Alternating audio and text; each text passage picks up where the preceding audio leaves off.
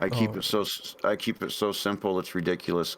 I don't even know how to use OBS. As far as anything beyond super like basic, like like you I just don't have fire it. it up. Yeah, and I don't have any filters on the mic, so I just turn off the desktop audio and let the mic pick up the game sound, and then I got this little volume dial for the speaker to balance out the sound, just as simple as you could possibly do it. Wait, hold on. So that means when I'm watching you play the game and everything, that's the game audio coming through your microphone? Yep. I did not know that. Damn, man. Is that blue snowball that I sent you? Yeah. Damn, man, that microphone's good as hell. Right. It really just sounds like I'm listening to desktop audio. Yeah, Like, like, yeah, okay, that sounds good to me. And it's like, okay, you can't get more simple than that. I don't have to do anything complicated. hell no. I mean, that's what most people should want out of their setup. Like, that's easy as hell, man. You ain't got to worry about anything. Well, I have pressed record, so hello, everybody. Welcome back to another episode of the Linux Land podcast. I'm joined by Jeff, as always. And this is the podcast where we just talk about what's been going on in life in Linux in the past week. And, well, I know you've been playing games as per usual, as we all should. But anything else interesting been going on? Not much. It's just I had to quit bouncing around from game to game and just focus on one. So I'm having a lot of fun with Fallout New Vegas. So the real question is are you now dealing drugs in New Vegas? Oh, yeah. Good, good, It looks good. like I am. I I haven't mean, delivered the package yet, but yeah. okay, so right now you're just working your way up through the trafficking I, ladder. I, I'm in transit. Yeah. Oh, dude. Well, I have not been playing any games, particularly because I've been bouncing around instead of from game to game. For me, it's been distro to distro, and I really, in all honesty, like it's been a hectic time only because I went from Arch to Debian because I was going to give Debian a try just to see if something stable, like in the event that I'm not going to be updating very frequently, or internet's just not very reliable. I want a distro that when I do those rare updates, the update's going to go smoothly and I don't really have to Right. worry about it, and it'll last until the next update. Um, Debian is, I had more issues with Debian than I did with Arch. Hmm. And that, I will never understand that. And I don't think, I mean, people gave a lot of suggestions, like a lot of to fix issues. I did get the screen tearing issue fixed, but there were more issues with Debian, like like the fact that like the Discord deb package. Now again, deb package, so Debian, like I Right. mean, we're rocking and rolling. You would It think. refuses to install. I mean, refuses. Um, so that is a major pain in the ass. And then I don't know. I can't remember what I was considering hopping to. Um, and then I was like, screw it. You know, it's been a little while since I tried ElementaryOS. It's really good. They just created some problems with their new release. And I'm like, it's been a while. They've had some time to make some changes and stuff. I'll give it a try. It is superb. They have done an amazing job here. Huh. Um, everything just works. Besides their video player, which that has been always a thing. Their video player sucks dong water. Like nothing plays in it. TFL said that like he'll either get video and no audio, or audio and no video. For me here, it just like I open it up, I don't get audio or video. I just get a black screen no matter what I open up. It can be MKV, MP4, anything. It just don't work. But besides that application, like everything else works. Their photo application pulled in all my photos. It's good. Their music player here pulled in all my music. works great. Also, this little bad boy right here too also pulls in like metadata too for your songs and stuff. So it'll pull in Right. like album artwork and all that stuff, which is a nice touch. I like that. Right. It took me no time to get my email set up. Steam just works. The complaint that we raised not too long ago about the fact that when you install ElementaryOS, it's targeted for new users. In ElementaryOS 5, you would install it, go in there, and you had a software center filled with beautiful applications, curated, like ready to go. There was just a lot of software diversity in their store. And then they released their new ElementaryOS 6, and at launch, and still to this day, if you install it and go straight into the software center, you're going to find it's gotten better. Like at launch, it was like fucking 10 apps were in their software center. Now it's more like 30, which is, better, but That's not nothing. great. Well, they have, what is it? They have the, now inside of the welcome screen, which again, that's why I'm saying like now they've gotten better. It's still not where they should be. But you log in, it gives you a welcome screen, and part of the welcome screen for the app center is, hey, you might want to go here to FlatHub, and like it has like a little link to FlatHub to pull in more software. And so that's better than just not telling anyone anything and assuming the new user is going to know to go to FlatHub, install something, and then pull down from FlatHub. However, when you go to FlatHub now and you go to install a piece of software, it gives you this like really nice looking like Mac pop-up. Like, hey, you're about to install an untrusted piece of software. When you do this, it will also add non-curated apps to the software center from this repository, which I think is great and everything. Like it looks amazing. It's a really nice polished touch that's going to keep a new user from, it's just warning a new user. It's nice. And then it pulls into the software center. You install it. Well, it'll load up the software center, you install your program from the software center, and then after that, you have non-curated apps from FlatHub now in the software center. But here's the thing that raises the biggest question to me. Why am I going through all this roundabout process of including FlatHub when you already, like inside of the software center, if I open it up right here, so people watching this, I know Jeff, you can't see this, but people watching this will be able to see it. I'm going to go ahead and just load up the software center real quick. And if I search for something like GIMP, we're going to see non-curated apps at the top, and we get GIMP, because again, GIMP is not even in their regular repository for their software center. You have to get that from FlatHub, which I don't have a problem with, but it's already distinguished as non-curated apps. So why not just, if almost every piece of, like, by the way, like if you want to get Chromium, Firefox, shit like that, like you're going to need the FlatHub repository. So why not just integrate with FlatHub, skip the whole roundabout bullshit why is it not configured from the start? Exactly. Like as your default. Because you're already distinguishing what is your curated app and what's not. Or at least a little box pops up on the first run. Do you want to include like FlatHub? I think you should load up into the software center, and they should either already have integrated it or it be a pop-up option of, hey, do you want to do this? Do you want to do this? Yep.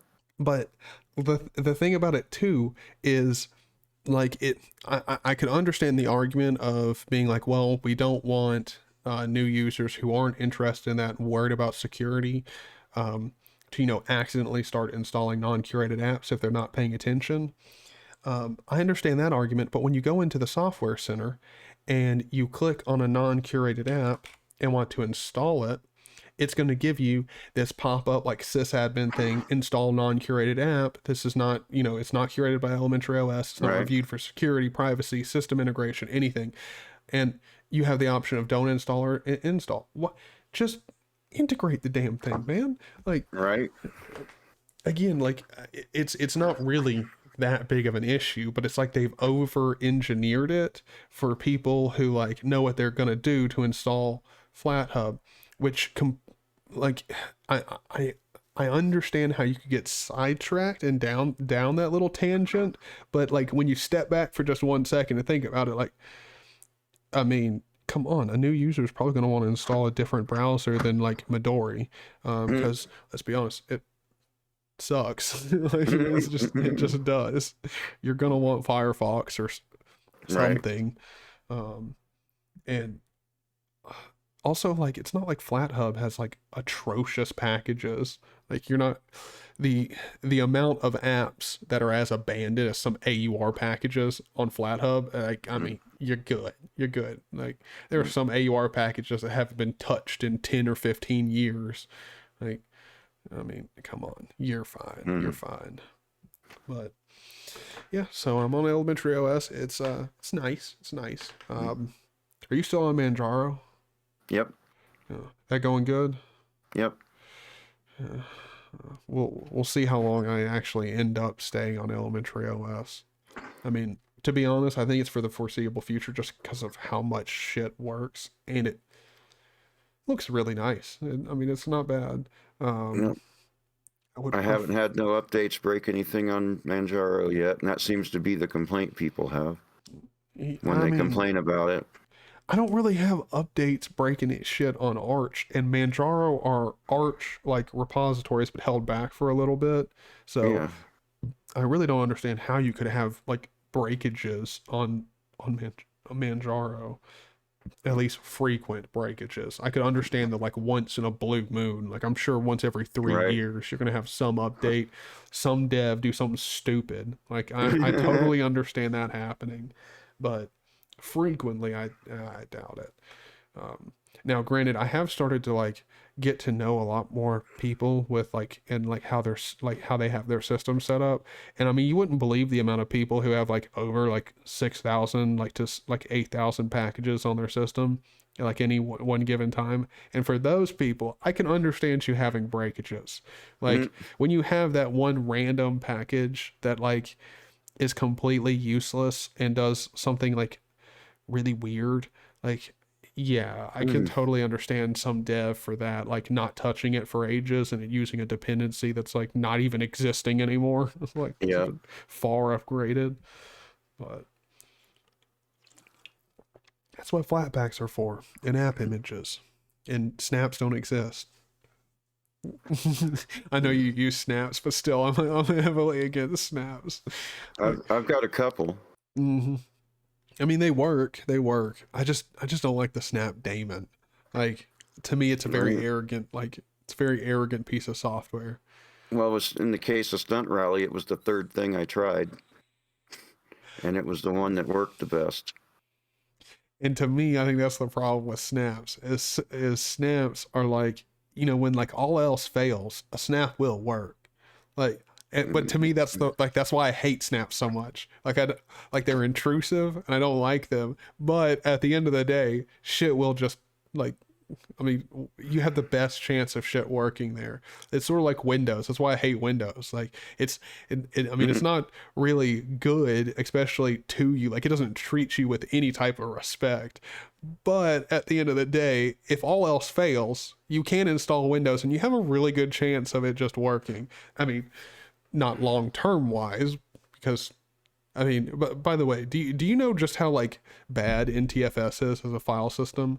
Oh, it's horrid. Yeah, I hate it. It is the worst thing. I mean, it's designed so that you need to buy a new hard drive. Like it's like that's what it is. And it's like, hey, so like let's build a design system, like a file system that is going to convince someone that they need to buy a new hard drive. That is going to fragment and make that head jump all over the place.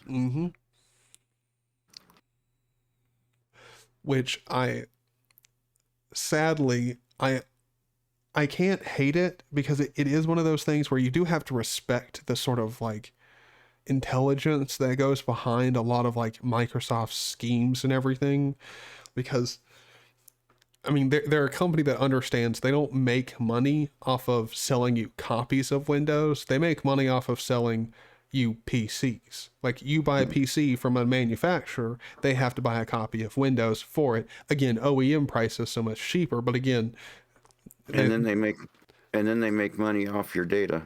well, yeah. I mean, they have other ways of milking you, of course. I mean, they can't just have one. But like, I mean, that's what pisses me off about Windows like 11 so much. Like, all right, so let's just convince half the world that their like 2-year-old CPU is just trash and insecure. Like, okay, come on, y'all. Like, I understand you want to sell some copies of Windows and like, but do you have to create like a little country's worth of like e-waste in the process? Like, come on.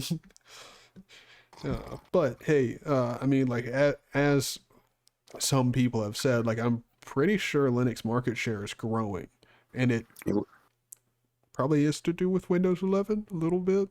A little bit. Not to mention the sort of like, I don't know, like, it's weird. It seems like we have a wave of Linux stuff that like is pushing like Linux in the actual like user market, like the end consumer market. Like, not only do we have the Steam Deck coming out, Right. we have Windows, like Microsoft doing shit that like literally is forcing people to check out other alternatives or go spend like $1,000. Yeah. And God forbid you're somebody who is like a gamer and like you have an Intel like like an i7 like 6700K, still a fantastic chip or something. Like Your perfectly good CPU can go kick rocks. Yeah. It's like, what? Like, here's the crazy thing to me about Windows 11. Like, do you know how many people have to be in this exact use case where they like want to use Windows 11 and want to upgrade, and yet they simply can't because they spent their money like a year ago on a really nice like 2080 Super or something like that, like a top of the end graphics card, but they have a 3-year-old or a 4-year-old chip and they can't update. Like, they need to go either buy a new chip or a whole new computer. Like, that is, And there's nothing wrong with that chip. yeah, there's absolutely nothing wrong with it. Like, absolutely nothing wrong. And also the thing about TPM is like the amount of people out there that are like likely targets for that like that low level of a hardware attack. I mean, come on, man. Like, if you're going to experience that level of shit, like you're either into some stuff that you probably shouldn't be into, or you're just Right. downloading stuff off the internet that you should never be downloading. Like,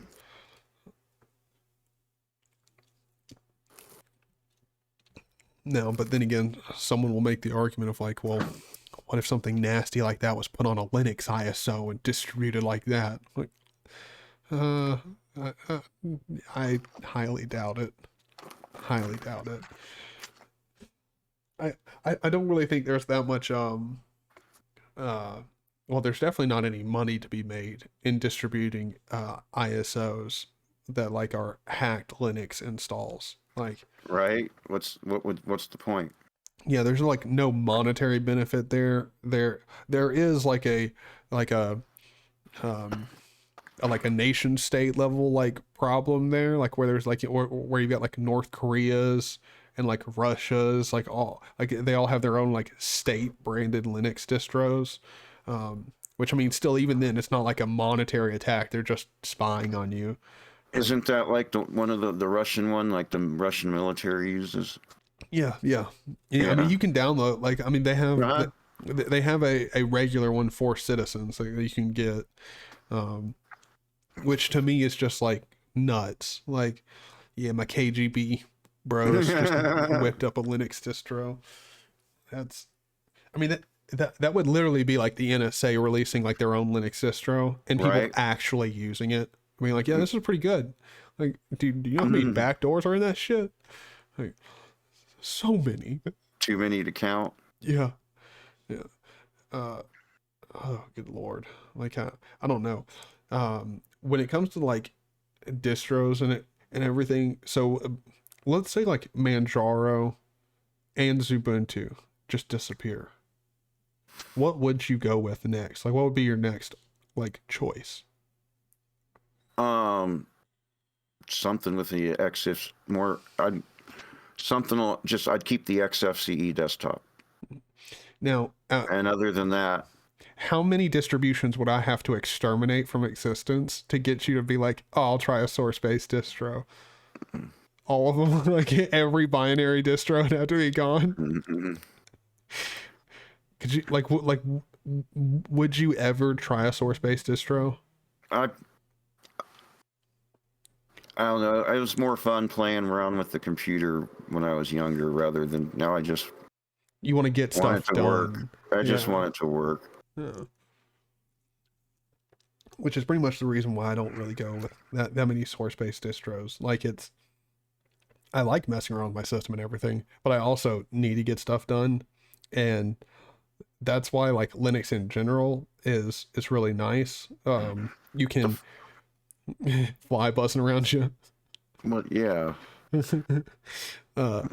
Like when it comes to like Linux, you can tinker around with the system and you still get stuff done. With a source-based distro, you spend so much time fixing issues or just like updating software. Like, I mean, you got to recompile the whole damn thing. So, I mean, no.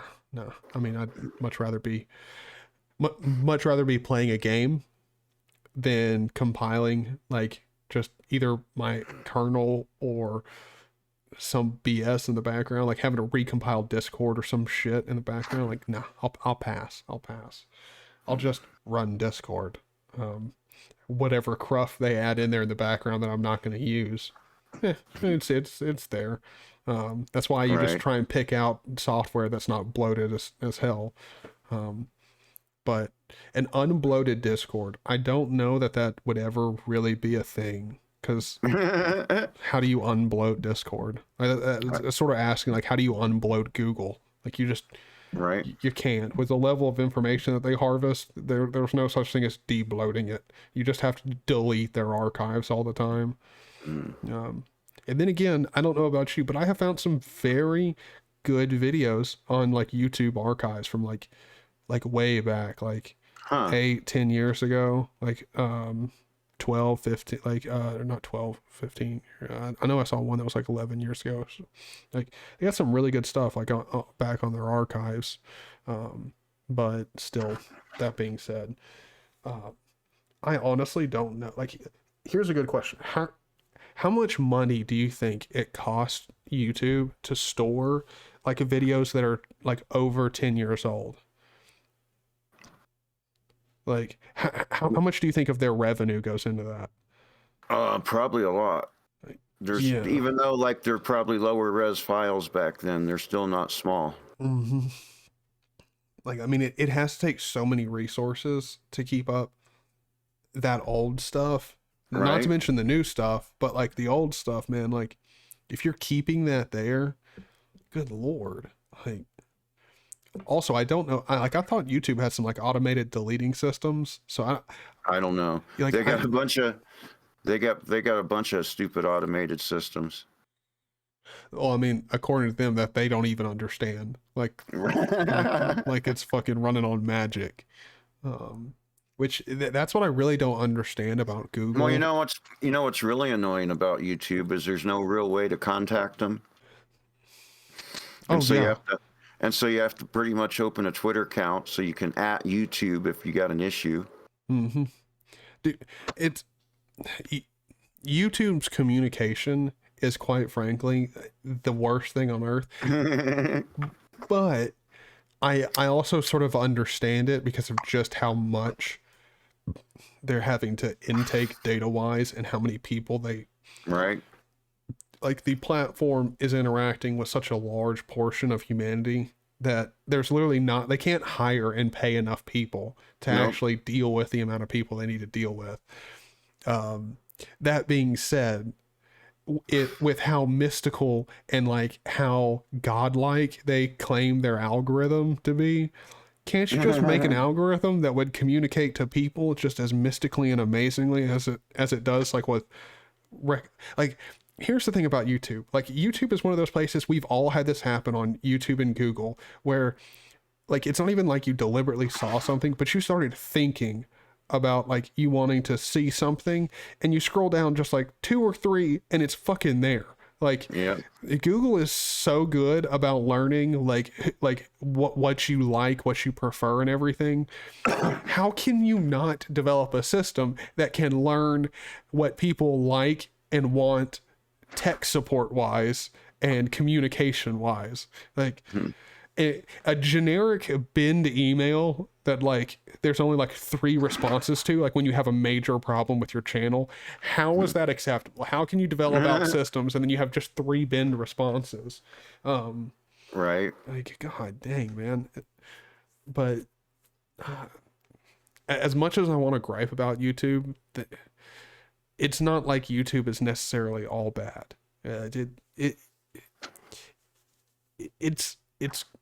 It doesn't do the world a complete disservice, but like with everything, there's very, very solid pros and cons to it. Right. Both equal, and like, I don't know. It's just one of those things where like we can bitch and complain about YouTube all day long, but you do have to empathize with how much like they have to deal with.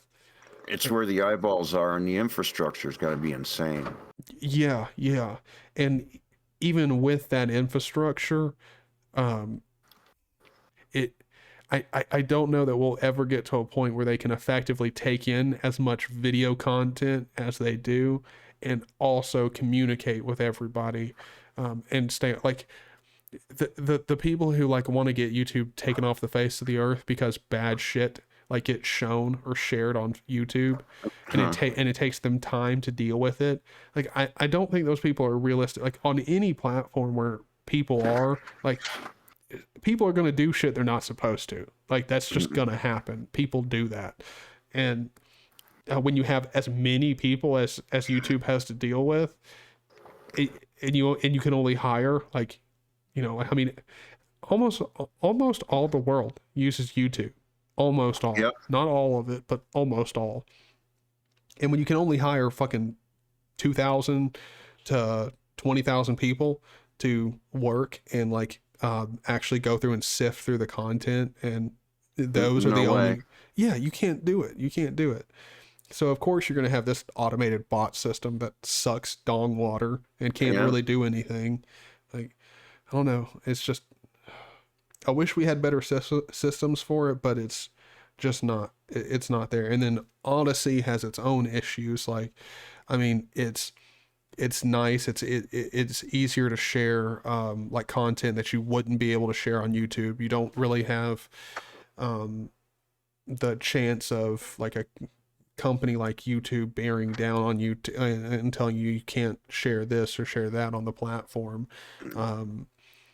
But that serves as its own problem, because then how do you moderate like, snuff films and like bad shit on the platform? Like, you still need a method of dealing with it. Right. And I don't know, like we're people. Like, people have problems. People do shit that they're not supposed to. It's going to be a constant problem. I just wish YouTube got a little bit better about talking with us. There's pretty much zero communication. Yeah. And the communication that does exist is so shitty.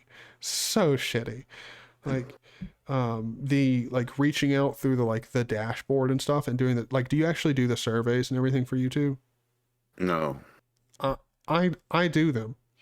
They are the I don't think YouTube understands surveys. Like, with as much as content creators are involved in YouTube and you're uploading, going live, doing different shit in the dashboard, you're in and out of there pretty fucking frequently. And yet they give you these surveys like once every couple of weeks or something like that. And it's like a 10-minute survey. Like, it's a long fucking thing.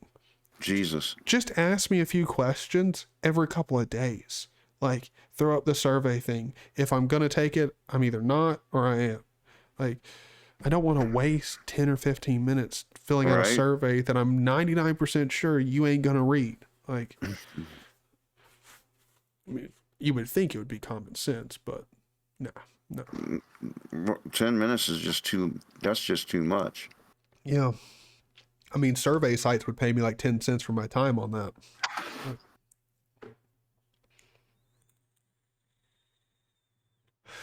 But I will say another thing about YouTube that's pretty interesting is it seems to be a lot a lot of us are growing now. Like especially like with the Linux experiment and everything, like it seems to be like the Linux space is getting very much more tight knit and like communicative. Like I think I said that right. We're all talking to each other more. Close enough. Sounded good. Let's roll with it. But I mean, yeah, we're like, it seems like the community is getting much more tight knit, which is nice. Also, like Matt not too long ago was on Tech Over Tea with Brody Robertson. I still need to see that. I don't know if it's gone up yet. I'm pretty sure it has. I've just been slacking and haven't gone and seen it yet. But yeah, I don't know about your channel. I mean, your chat always seems active. So, like, have you been growing? A little bit. Okay. Well, I mean, it's good. With as much as you stream, you definitely should be growing at least somewhat. Right. You always freaking live. Yeah, it's pretty much all I've been doing is like, and I was bouncing around through a bunch of different games, and it's just like, I'm just gonna focus on this one for right now, maybe two. Now, see, the way my luck goes, like, I'll be that person, like, I'll pop into a stream and it'll be like the ending of a game and I'll walk away because like I lurk all the time. Like I'll have your stream open like while I'm doing something else, and then like I periodically will come back and like, dude, like what I'm super nervous about is like watching, like being there at the beginning of the stream and then getting caught up in something and coming back like right at the end of the stream and just witnessing like the ending of the last cutscene, and then you're like, oh yeah, man, all right, so on to the next game, and then like the live stream ends. I'm like, no. But, man, I've been streaming and like Matt has been popping in and out periodically, and I can't remember, like me and Matt were laughing. I think it was yesterday or the day before, like we were in a call talking about it, but he got me started on like one rant in one of my live streams, like about Microsoft. Like I think it was like I'd gone to GitHub and like their dark mode, you had to sign up for it. I like started ranting. He popped out, left for like an hour, popped back in, and I was still going. And he was like, "Jeez,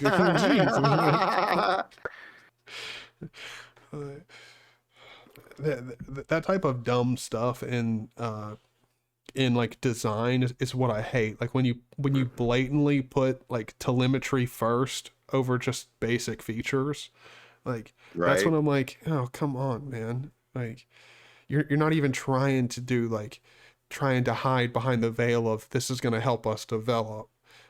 It's like we just need it. Like yeah, we just need your data.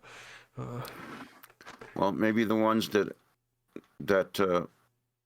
do think they're forced to upgrade and will, maybe that'll put a flood of used equipment for cheap on the market. Oh, dude, one can hope. Right. I mean, the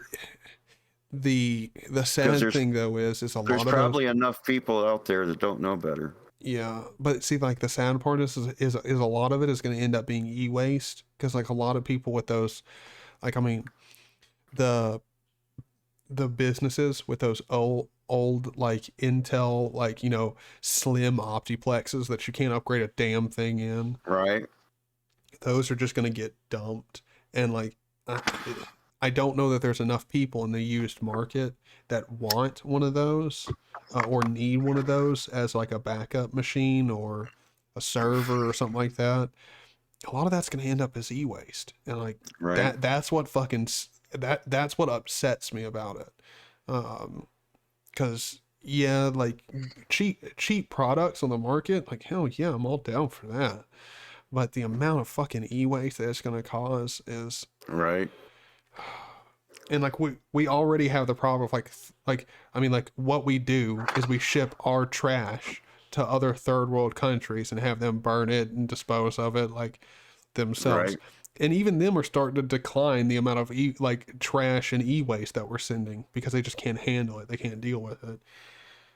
Right. And here we are, Microsoft just being like, well, 3,000 more tons won't mean nothing. Just everybody in the U.S. and in pretty much all the world needs to upgrade their systems if they want to use Windows 11, which for business, like, it's pretty much required. Like, Yeah. you need those Windows updates. You can't be running an old version of Windows. Windows ain't like Linux. You can run an out-of-date Linux system for quite a while and not really worry about anything.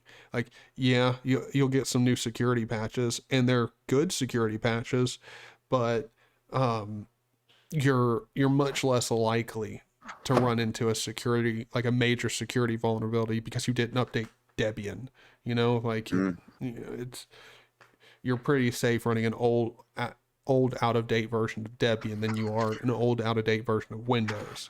Well, that's one nice thing about the shit market share is we're not a target. Yeah. If you're going after a group of people, there's not many of us. Yeah, and I mean, if you're doing a malware like extortion scheme, yeah, like, come on, the dude running the operating system didn't even pay for it. So like, what's the odds that he's going to pay you to retrieve it back? Come on now. Right. Speaking of, well, just we're talking about software and everything. Have you tried anything with the laptop when it comes to different drivers? Like, did you use any pro drivers on the like laptop? Okay. No. Well, I mean, you wouldn't need to either. It definitely wouldn't benefit from it. But I tried out the pro drivers as a potential fix on Debian. Changed like nothing. Like nothing. And I'm running a server card in here. Which to me I find very fucking weird. Like, I don't understand how I installed the actual like pro like Radeon drivers for that should, because they're proprietary, include stuff for their old server cards, and nothing. Good note. Like, it was very weird. But at the same time, the card is actually really good. It's a slim server card. It's clearly meant to be put in a 1U case, the way the heatsink is. The heatsink is like fucking this wide, and it's got fins going through it. So it's meant to have like a super high, like over 3,000 RPM fan just like shooting air into it all the time. And luckily my case design has 3 fans going up the entire length of it, so there's constantly air being pushed at it. But they're no server 3,000 RPM fans. So when I start gaming on this bitch, it will get up to about 100 degrees Celsius, 105 degrees Celsius. Ouch. Yeah. That don't sound good. No, not at all. Not at all. So I don't know how long it's going to last in here. I'll probably have to go back to the K4000, and I don't know what I'm going to do with this card, because I don't know. It'll just be a backup graphics card, because I mean, at the very least, it can output video, and at there, it's fine. Right. Just gaming on it, like, it can handle gaming. It's actually surprisingly good at gaming. Just can't keep its cool. Yeah, there is no fucking way I'm keeping this thing cool, unless I just, anytime I decide to play a game, just set my fans to just absolute max the entire time and then play. But I mean, nah, it ain't worth it. It ain't worth it. I really want to get the 5700G at some point, but that'll be down the road. And I'm nervous about that too, because Jesus, it's new. Yeah, it's new. And I'm really liking ElementaryOS here, and I don't want to get something where I'm going to plug it in here and then just everything's going to be a problem. Like, nah, much rather not. I'm really happy here on Elementary OS. And All right, get a hold of it, try it once. It's like, okay, I'm going to put you in the closet for about 6 months and try again. yeah. Or take lots of aspirin. Going through headaches. I'd have to take a lot of aspirin at night. But when it comes to graphics cards and gaming and everything, have you been trying any modern titles on your systems? Oh, that what the heck? That Ghost Runner. Oh yeah, the Ghost Runner demo. You been playing that? It ran great. I haven't been playing it, but I did try it. I got stuck at a certain point, but it ran great on the desktop, the 3400G desktop. But it was it went back and forth between not running or just stuttering on the laptop. Yeah, that game's got a lot of graphic detail to it. They're usually about close to on par with each other as far as performance. There's more cores and threads in the laptop, but it's slower. Yeah. And so it kind of on my balances poor out. little like Dell laptop. I mean it runs fine, but if it's not using that dedicated card, it will stutter like a bitch. It has to use the dedicated card. And X-Plane was running good on the laptop till it quit running. Yeah. Oh yeah, And you that's still haven't pretty been able to aggressive. get it. I haven't tried lately. I gotta get some stuff off this hard drive somehow. Are you restricted on hard drive space? Yeah, Oh shit. it's the 250 gig. Oh yeah. Oh yeah, that's right. Oh shit. Well, I mean, can you get a external drive? Yeah, I can. Yeah. I have So that's what I do. I have Uh, some external drives. But I mean, the problem with external drives is then you end up with like 3 fucking external drives. Anytime you want to play Yep. a game, you're like, where did I put that damn thing? You have to Mhm. sift through. Like, no. Um, dude, I've been looking into playing some more Stardew Valley Huh. because it's just, I mean, it's one of those games where it's just so fun. I mean, it's nothing special. It's Stardew Valley. Mhm. I mean, it might as well just be a elegant and not annoying as shit version of Farmville. That might as be what it like. Might as well be what it is. But Mm. I think what I'm going to be doing is playing Stardew Valley on the channel. Just sitting back playing some Stardew Valley for Lord knows how long. Probably play it for quite a while. Have you seen Valoran? Yes, dude, it's so fun. So Right. fun. I'm surprised I haven't installed that lately. I also need to show that off because that's actually an open source game. Yep. And that's Yeah, that's the really cool. gliding's great. Dude, And I guess the gliding is they've so got fun. airships. They've got like blimps or something since I've played it. Dude, you can load into I'm not even trying to say the name again because I'll butcher it, but I mean, you can load into that game and just start gliding around the place and having a blast. Like it is Yeah. so fun. Such a good game. And the funniest thing to me is I loaded into it with having the lowest expectations. I mean, like the lowest. Like I expected Well, it to fucking run, and that was about it. right. It's amazing how pretty the pixelated graphics are too. Yeah, dude, they've done a great job. Like voxel graphics have never looked. Oh Well, I yeah. mean, voxel graphics have looked really good for a while. Like I don't know if you've played Open Spades either, but that's a game where I think I seen maybe it was you playing it probably because I on a did live live stream stream. it for a while. Um, Yeah, that looked pretty neat. dude, it's real fun. It's real fun. Because I mean that one's like if Minecraft had sex with Call of Duty, and then like that baby like went to like college and then got heavily into like drugs Like that's what this game is, because like not only can you build stuff like in Minecraft and it's a first person shooter like Call of Duty, it Right. also has um like like really good like graphic features like global illumination, like lens flares and shit like that. But and but then on top of it, you also have like different game modes where like I mean you also have like zombies and stuff. Um, but you can also like it's got different features, like it's got a grappling hook in it on different maps, like it's a feature you can enable where you can just Cool. grapple hook across the fucking map, and it's so fun, such a good game.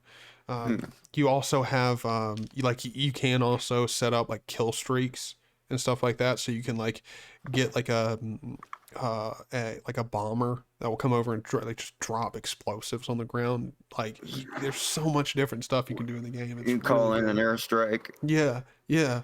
Like That's hilarious. it's so good. What do you got to like find a radio and use it or something? No, you I think it's something you unlock like when you're on a kill Uh, streak. Uh, but but but the thing is like it's all open source, which to me is just like the first time I loaded into it, I'm like, damn man, like open source games are starting to get real lit. hmm. Because as a game developer, I understand how difficult um, making the like really good graphical features available in like an open source game. Like if you're not using something like Godot, like it's just all like you're using a very basic like engine, like it's just an amalgamation of like game libraries. Um, like creating like global illumination and everything like that looks good and solid and works, and building out multiplayer and stuff like that is very complicated shit. um Right. Especially when you're not using a game like I mean like let's be honest, if you're using Unity you can set up multiplayer in like fucking 3 hours. You can watch two like long tutorials and have Right. multiplayer set up. um which is why I tend to use those types of game engines, because they save a lot on fucking time. Right. Uh, you can spend more time bullshitting around trying to get different stuff working than work on just getting like light to like work like properly. Right. But I respect the hell out of it when devs do it. Like when you spend that time and you do And something where and why would you want to write a light engine if there was already one available that worked good? exactly. Well, I mean, in cases like these games, like the work they've done on their global illumination and stuff like that can be forked and done again and again and Right. again, which is amazing. But like, I'm the type of developer, like, if I'm going to make a game, the whole point is making the game, not the tools and assets needed Right. to recreate a game later on. That being said, I still respect the hell out of people who do it, because like not only are you making your game, but you're also benefiting everyone else down the line Right. who's going to make a game, which I think is really awesome. Um, and what makes open source better than proprietary. Um, but even that being said, I'm still not one of those people who's like, proprietary is just straight up garbage. Like I Hmm. still think there's a place in the world for Right. proprietary. Um, like Stardew Valley, I understand there's a reason why it's proprietary. Like Mm, even though it could be open source, I understand the reason why it's not. I think it's a little presumptuous to think that everything uh, can be open source, because it's not really that everything can't be open source. It's that you assume that everyone thinks the same way that you do. Like right. people are different, and some people want to like really try and protect their shit, which I totally understand. Um, and it's just sometimes people try and protect the wrong stuff, like Stardew Valley. Like it's worth protecting. It's a really good fucking game. It's a really good idea. It's very well executed. Something like Well, Vivaldi, no, hmm, they steal nine or not steal, but they use 98 per like or whatever it is, like 94, 93% of their fucking code is just forked from other open source projects, and they added like 8% on top, and they're like, huh, we're proprietary now, you can't steal our shit. Which is like, dude, no one wants your proprietary garbage as hell stuff. Like earlier I was on a Discord call, and I had two other people, like we were talking about Vivaldi, and I was like, I dare you to load up Vivaldi right now, and and tell me it gives you three different options of like different things that you can get built in. Explain them to me, and like both of them loaded up were confused, moved in, and the amount of shit that's in Vivaldi, they're both like, what is it? Like one of them started theming it right away. I think it was Dylan. Dylan started theming it right away, and he was like, Jesus, man, this thing is ugly as hell. Like there's like 4,000 features. And like, he's like, dude, I just want to load in. He's like, I just want to fucking load up a web page. I just want to look. You're right. Like, come on. Like, but I mean, that's what you get when you go to Vivaldi. You get something that's like, I don't know, it tries to make, like Vivaldi tries to create like an ecosystem in which you never leave the browser. And at that point, just go out and buy a Chromebook. Like if you just want a web browser, like you don't even want a computer, you just want a web browser. Yeah. Like go out and buy a Chromebook. And then don't bitch and complain when like, you know, you don't have options to do stuff. Like you went out and you bought a web browser. Like that's what you did. Like, but yeah, think about it real hard, because if you want something better later, the Chromebook's not going to do it for you. hell no, hell no. I don't know anybody that thinks a Chromebook is the best way to, like, I really don't know many business people who get a Chromebook. No. Just because, like, if you really want to do business, you can't have a Chromebook. Like, you just unless your entire business operates on like Google Docs, then like yeah, maybe. But even then, like the thing that I hear from pushing. Yeah, but the thing that I hear from a lot of people is like you need Excel and stuff. And like yeah, like Google does have like Google Sheets, but there are shit that like my mom works with like medical billing and stuff. They have like big fucking spreadsheets and stuff like that. There are features in Excel that there just aren't in Google Sheets and stuff. And so you can't, for a real business, you can't rely on Google Drive and like essentially Google Drive extensions to run your whole business. That's not reliable. That would be like me going into GNOME and then bitching and complaining that's not reliable because I installed like 17 different extensions. Like, you don't really have grounds to stand on. And I feel like that's why a lot of people like Matt don't like GNOME, is because they seem anti extensions and anti customization, and it's really not. It's just that they can't support it because they're not the ones who make the extensions. So when you install 8 different extensions that GNOME has no idea what's doing, and there's conflict, like they can't help you out there. And that's why they don't just let you within 30 seconds of loading up GNOME install 8 different extensions. They need you to like actually install the extensions app, or if it's already installed, start going in there or not going in there, go to a website, pull them down. Like they make it a multi-step process, because if they made it super easy, people would complain at them all the time because GNOME doesn't work. But it's really not GNOME, it's the fucking 8 extensions that you use. Like, that's really what it is.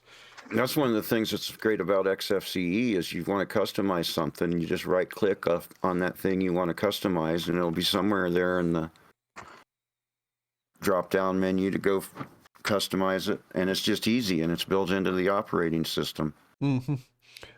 XFCE is really good for customization. The thing about XFCE that kills me is their own compositor is highly ridiculous. Like it either works perfect, like and I mean like when the XFCE compositor works and it works for you, it works flawlessly. Like you never have to interact with it, you never have any problems, it just works. Or you have a system in which it just shits the bed and it constantly has no idea what's going on. And like the errors that I've seen with that compositor, I've never experienced in my life anywhere else other than XFCE.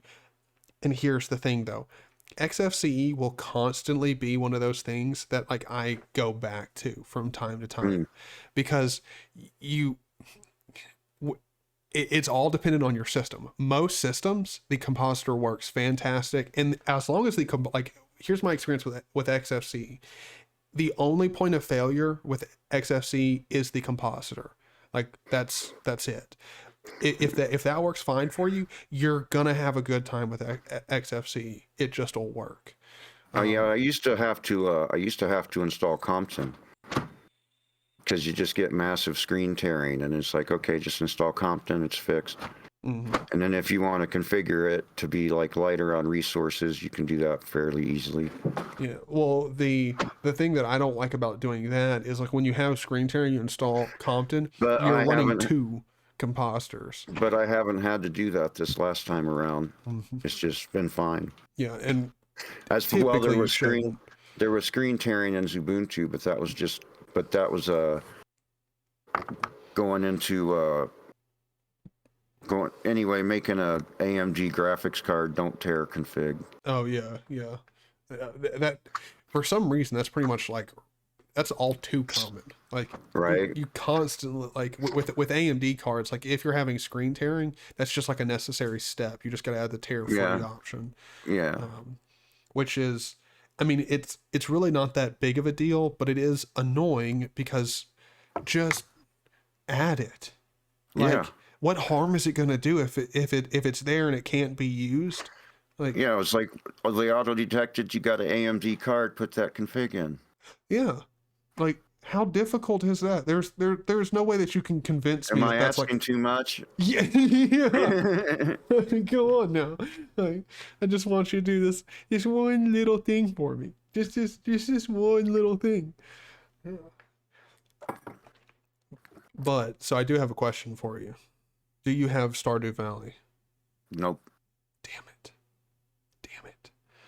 All right. Well, fine. In that case, I guess I won't invite you over to my Stardew Valley house for an epic dinner. Gosh. What do you even do? Oh, you said it's like Farmville, sort of.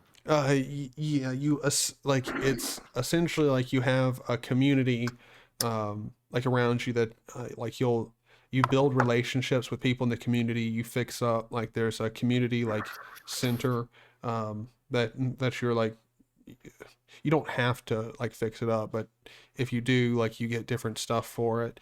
Right. And you just try to farm and like actually like make a place for yourself in the society. Like it's you also like can build out your house. You can build different things, like you can start raising cattle, or I mean, some people start like you can start brewing beer and stuff like that. So you could start your own brewery. Like it's a really good game. Like you can do a whole bunch of different shit in it, and they do also have multiplayer. So like you can play with friends, and then like your plots of land like will get added in town at some point, and so like you can go and like visit other people's places. It's a really good game. And it's not that expensive either. Like you can normally pick it up on sale for like $5 to $10, which is definitely worth it. I mean, even then, I think standard price is 15. So yeah, even then, it's like might as well. Yeah, it's fun. I mean, it's so cheap. And so like, I mean, the amount of time that I've gotten out of playing Stardew Valley is ridiculous. I've played a lot of Stardew Valley. I definitely need to start streaming it again. That's 100% gonna happen. I was interested in Outer Worlds, and I went and looked at the price, and it's like, oh, wait for that to go on sale. Never mind. Outer Worlds is a good game too, but I really don't know. I'm definitely gonna be playing Stardew Valley. I am gonna get back to that Atom RPG. And I do have the sequel to it also, Thoroughgood or whatever, however you pronounce that. I don't know how to pronounce any of that Russian stuff. Neither do I. Holy crap. Okay, so apparently you can get... I did not know the game could ever look like that. That's fucking sick. Alright, anyway, I need to stop looking at Stardew Valley. I'm getting distracted. Well, it has been about an hour. I guess we can go ahead and end the podcast here. It's been very all over the place, as it should be. As All right. every one of our stream or podcasts are, they're always all over the place. We bounce around, talk about what we want to. We've had people pop in and out throughout this entire time. I didn't even think about it. We are in just general talk in my server, so at any point anyone can join in and share their opinions. So we do have a guest for the end of the podcast. Do you have anything you want to say before we end it off here? I don't think so. Hope everyone's doing well. There you go. I just popped in randomly. Was just kind of hanging out, but as you should. And that's just a good sign. So if anyone is watching this and you like the podcast, you enjoy the videos, just know there's a Discord link down below, as well as Jeff's channel link. You should go investigate both of those. Give Jeff a sub and, hang out. He streams all the time. Super awesome streams. Now, and then also definitely click the Discord link. Come on over and you can pop in a voice chat. And sometimes there might not be anybody in there, but if you hang out for like 10 minutes, somebody will join you. And then 3 hours later, there'll be like 8 or 9 people in there talking with you. That's pretty much how this server works. But yeah, so I think that's going to be it. Thank you guys for watching. And that is it for this Linux Land podcast. We'll see you guys next time. Bye. Bye-bye.